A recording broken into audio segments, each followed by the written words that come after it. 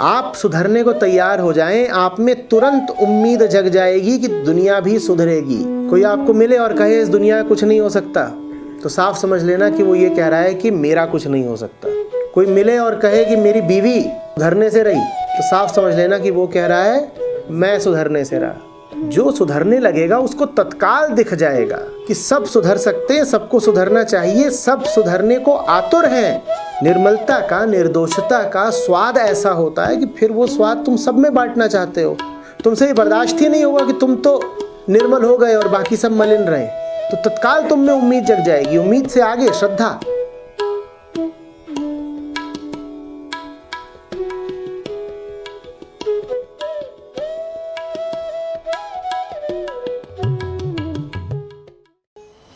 नानक कह रहे हैं कि जिसको मिलता है वो गाता है, वो सबको दे रहा है, लेकिन तुम्हारा गाना भी, तुम्हारी समस्त अभिव्यक्तियां भी कभी उसे पूर्णता से व्यक्त नहीं कर पाएंगी। कोई उसकी ताकत के बारे में गाएगा। कल तुम गा रहे थे ना, वो सबसे बड़ी ताकत वाले, तू चाहे तो हर आफत टाले। कोई गाएगा कि उसने हमें कितना दिया है। गावे को जाते जाने निशाणु। कोई गाएगा कि उसमें कितने गुण हैं, महानता है, ऐश्वर्य है, सुंदरता है। कोई गाएगा समस्त बोध उसी से आ रहा है। कोई गाएगा कि वो रचयिता है, वही बनाता है, वही मिटाता है। कोई गाएगा कि जीव के समाप्ति के बाद वही है जो जीवन का पुनरारंभ करता है। कोई गाएगा कि वो कितनी दूर नजर आता है। कोई गाएगा कि वो बिल्कुल पास है। सभी ठीक ही गा रहे हैं, पर किसी ने भी पूर्ण को गा नहीं दिया। जो कह रहा है कि वो बहुत दूर है, वो बिल्कुल ठीक गा रहा है। जो कह रहा है कि वो करीब से करीब है, वो भी बिल्कुल ठीक गा रहा है। कल ईशावास्य उपनिषद हमसे क्या कह रहा था? वो भीतर भी है और बाहर भी है। कोई गा रहा है कि वो भीतर है, वो भीतर है। कोई गा रहा है कि हृदय की गुफा में निवास करता है, और कोई गा रहा है कि वो चांद तारों में है। कोई गा रहा है कि वो बड़ा द्रुतगामी है, कितनी तेज चलता है। उपनिषद ने हमसे यह भी कहा था, मन की गति से ज्यादा तेज उसकी गति है। और कोई गा रहा है कि वो चलता ही नहीं, वो स्थिर खड़ा है, कंपित। दोनों ही ठीक गा रहे हैं। कौन उसकी महिमा का पूर्ण वर्णन कर सकता है? कोई नहीं। नानक आगे आकर के हमसे कहेंगे कि मात्र वही है जो अपने आप को जान सकता है। अभी कहा था ना मैंने,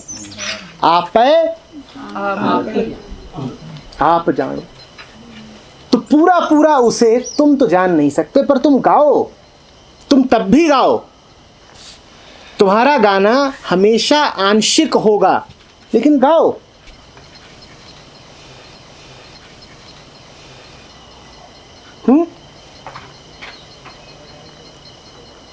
समझ रहे हो बात को?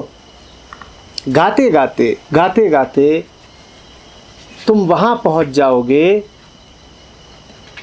जहां मौन हो जाओगे, और फिर वहां कुछ आंशिक नहीं रहता। गीत के बोल तो सदा आंशिक ही होंगे। शब्द हैं, शब्दों की सीमाएं होती हैं, मौन की कोई सीमा नहीं होती।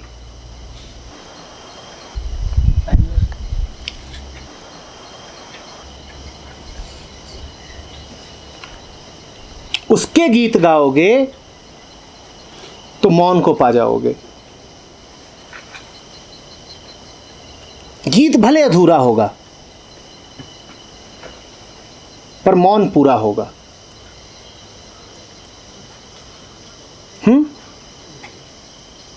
बाहर गीत होगा जो अधूरा अधूरा सा, और भीतर मौन होगा नितांत पूरा।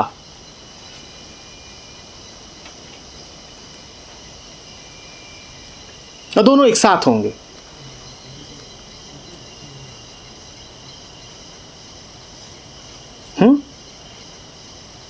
ये है इन सारी पंक्तियों का। इसमें फोर्थ वाला देदा दे लै दे थक पाही, दिए जा रहा है दिए जा रहा है दिए जा रहा है। जितना बड़ा तुम्हारा कटोरा नहीं है उससे ज्यादा वो उसमें उड़ेले जा रहा है, उड़ेले जा रहा है। तुम्हारे कटोरे तो हमेशा सीमित होंगे। तुम अपना आंचल कितना फैला सकते हो? इतना। और देने वाले के पास अक्षय भंडार है। तुम थक जाते हो लेते लेते, उसका देना नहीं बंद होता।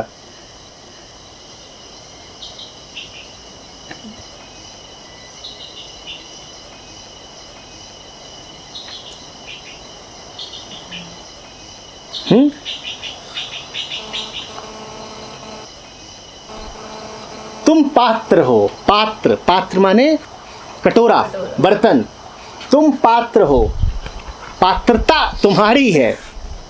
और हर पात्र अपनी सीमा के साथ होगा। जैसे बारिश बरस रही हो और कटोरे में इतना सा आ रहा हो और जो बाकी आ रहा हो छलका जा रहा हो, तो वो तो बारिश है।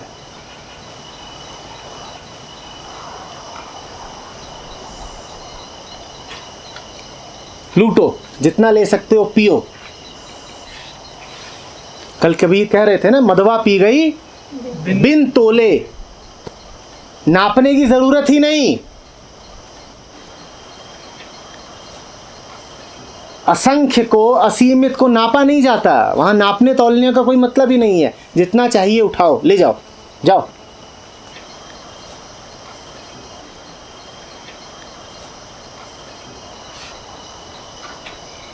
एक चीज आई थी कि हमें दूसरों के हक का नहीं लेना चाहिए, तो ये तो दोनों चीजें कैसे किया? तुमको जितना अपने कटोरे में मिल रहा है लो। ये परवाह मत करो कि कल के लिए रखूं कि परसों के लिए रखूं। ठीक वही बात तो कही जा रही है कि बारिश लगातार है और तुम्हारा कटोरा इतना बड़ा, तो लूटो। फिक्र क्या करनी है? लूटने से क्या अर्थ है कि इधर उधर जाना पड़ेगा बारिश इकट्ठा करने? कटोरा जहां है वहीं बैठा रहे, कुछ ना करे तो भी कैसा रहेगा? भरा हुआ, सदा भरा हुआ।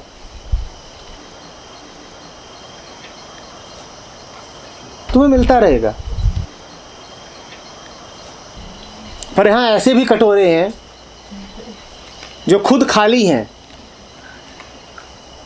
और जाके दूसरों से भी लड़ लड़ के उन्हें औंधा कर देते हैं कि इसमें भी भरने ना पाए।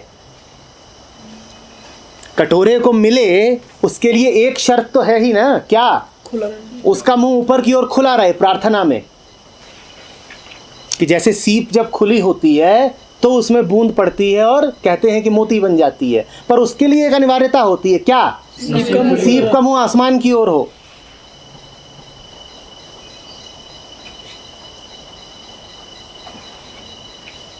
पर यहां कटोरों के पास अहंकार है, तो जिनका मुंह खुला भी होता है उन्हें जाके औंधा कर देते हैं, पलट देते हैं। ना उनके पास खुद कुछ है, ना वो औरों को कुछ लेने देंगे। या कि जाके एक कटोरा चढ़ के बैठ गया है दूसरे के ऊपर।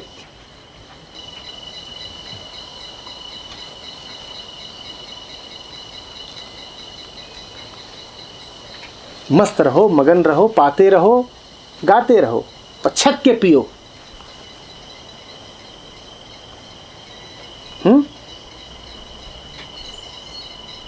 की भी क्या जरूरत है? गाने की भी क्या जरूरत है? ज़रूरत कुछ नहीं है, पर अगर पाने से गाना स्वयं उठता हो तो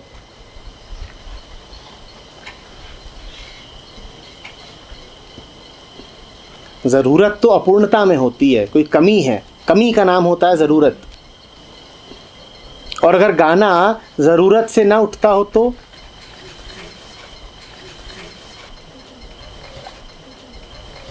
पर सवाल जायज़ है तुम्हारा, क्योंकि तुमने आज तक जो भी करा है वो ज़रूरत की खातिर करा है। कुछ भी कर्म हम करते क्यों हैं? कि कोई कमी लगती है, ज़रूरत है, कष्ट है, दुख है, बेचैनी है, तो कुछ करते हैं। गाया ज़रूरतवश नहीं जाता, गाया मज़े में जाता है, आनंदवश।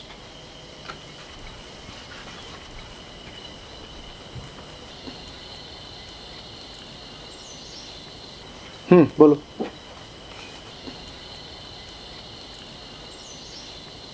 सिक्स्थ है, सिक्स्थ का थर्ड। क्या लिखा है? यही लिखा है, सुबह सुबह नाम गाओ उसका, और थोड़ी कुछ लिखा है। अमृत बेला, ब्रह्म मुहूर्त, उसको अमृत बेला कहते हैं। सुबह सुबह उसका नाम गाओ। मतलब क्या है इस बात का? कुछ भी और करो, उससे पहले उसका नाम आए, वो पहला है, वो प्रथम है, वो अव्वल है। बाकी अपनी गतिविधियों में घुस जाओ, उससे पहले उसका नाम लो। क्या पता वो गतिविधियां ही बदल जाएं। उसका नाम लेना कोई रूटीन नहीं है कि सुबह उठते ही उसका नाम ले रहे हो, ये किसी रिवाज का हिस्सा नहीं है। इसका अर्थ ये है कि उसका नाम लिया, अब उसका नाम लेने से दिन भर जो होगा सो होगा। ये नहीं है कि दिन भर जो करना है उसकी योजना तो तैयार है, और उस योजना का एक हिस्सा है कि सुबह सुबह नाम भी लेना है। इसमें ये है जो शिवपुरी में किया था कि 1 की लाइट में 3 to एक्ट करेंगे, लाइट बनी रहे शुरुआत से। पहले वो आ जाए, उसके बाद जो होना है सो हो। और यदि पहले वो आ गया तो बाद जो होना होगा अच्छा ही होगा, शुभ ही होगा। इसी को कृष्णमूर्ति कहते हैं, the first step is the last step. पहला ठीक रखो, अव्वल, प्रथम, केंद्र, आगे सब अपने आप ठीक हो जाएगा। पहला कौन है? पहला प्रथम, उसको ठीक रखो और आगे की चिंता छोड़ो, उसकी चिंता छोड़ो। बात आ रही है समझ में?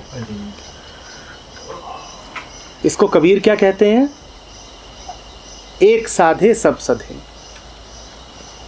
एक को साधो, बाकी सब सध जाएगा। जिसको नानक कह रहे हैं कि सुबह अमृत वेला में सबसे पहले उठ करके उसका नाम लो। अमृत वेला सचुनाओ वड़ियाई विचारो, उसकी वड़ियाई को विचारो। पहला काम ये करो। वो बात जितनी आचरण की है उतनी ही अंतस की भी है। ये तो होना ही चाहिए कि प्रातःकाल उठ करके नाम लो, पर वो नाम मात्र मौखिक नहीं हो सकता कि मुंह से तो बोल दिया। नाम लेने का अर्थ है कि सबसे पहले उसमें स्थापित हो जाओ। ये तुम्हारा पहला दायित्व है, द फर्स्ट स्टेप। उसके बाद अपने आप सब ठीक होगा, अपने आप तुम्हारे जीवन में एक सुंदर व्यवस्था रहेगी, सब शुभ रहेगा।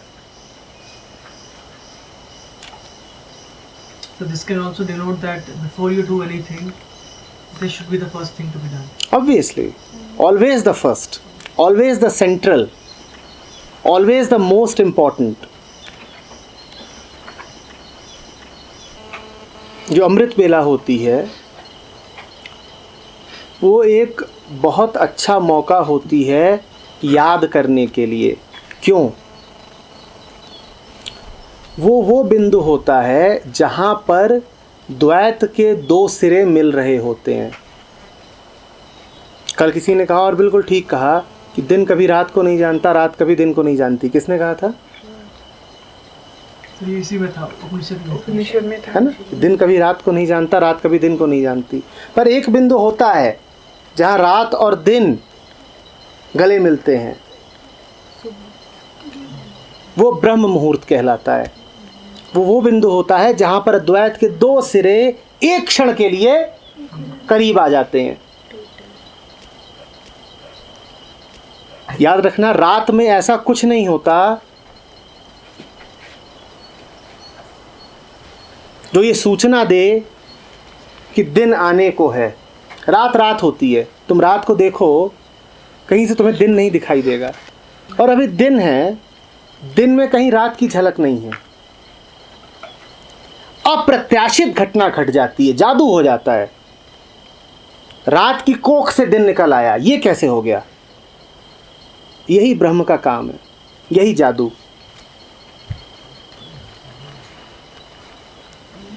समझ रहे हो? अकारण कुछ हो गया ना। कोई कारण है कि अंधेरे में से उजाला निकल पड़े? अकारण कुछ हो गया। इस कारण वो ब्रह्म बेला बड़ी महत्वपूर्ण मानी गई है।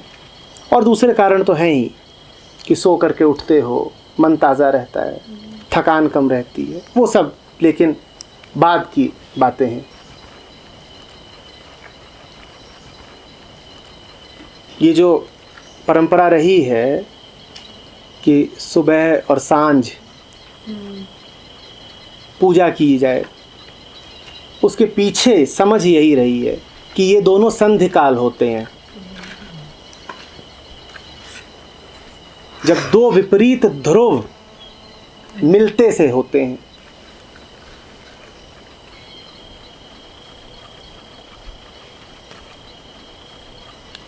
सारी बात समझ में?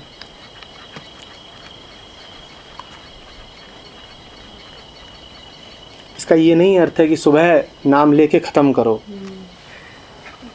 बोझ तो होता है। मन पता नहीं, नानक ने कहा था कि अमृत वेला में नाम लेना, तो ले लिया अमृत वेला में। अब दिन भर हमें जो करना है सो कर रहे हैं।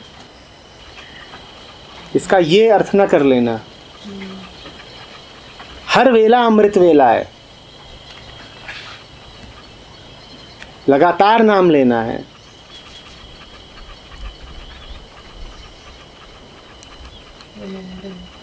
Constant remembrance.